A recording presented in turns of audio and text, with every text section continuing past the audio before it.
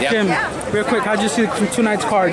What's that? How'd you see tonight's card? Well, it wasn't the world's greatest Superfly card, and I thought the middle fight was a little bit dull and very badly scored. I mean, a draw in a fight in which Nietes clearly won 9 or 10 rounds. That was absurd.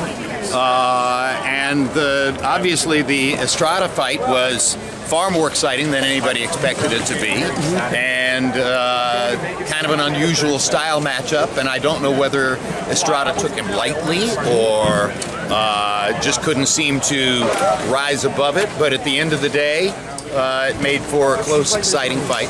Fans had a good time. What does it say about the sport that most of the American media was in New York, but the international media was here covering the lighter weight? I think that at the end of the day, if two welterweights of prominence are fighting on the same night, that the audience is going to pay more attention to the two welterweights of prominence than to 115-pound fighters. We at HBO have been loyal to these smaller guys.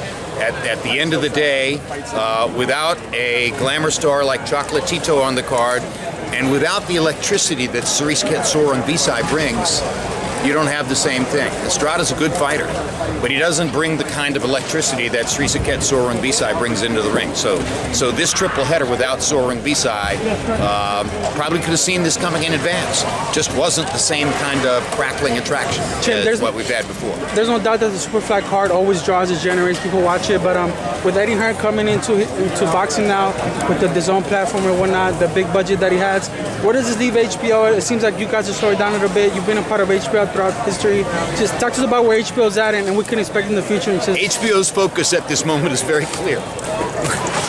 We have Canelo Alvarez against Gennady Golovkin in the biggest fight of the year next Saturday night. Yeah. The most important fight in the sport, and the most important fight that viewers can watch is the fight that we're going to cover next Saturday night. It promises to deliver a great deal of excitement. It might possibly set up a third fight. Yeah. And then we now have, lingering on the psychological outskirts of the whole Canelo versus Triple G rivalry, we've got this kid named Jaime Munguia, who could turn out to be a factor in that division. We expect him at some point to become a middleweight. It wouldn't shock me to someday see Jaime Munguia fight either or both Canelo Alvarez and Gennady Golovkin, and that's the core of our focus in boxing right now. Appreciate you, Jim. Thank you.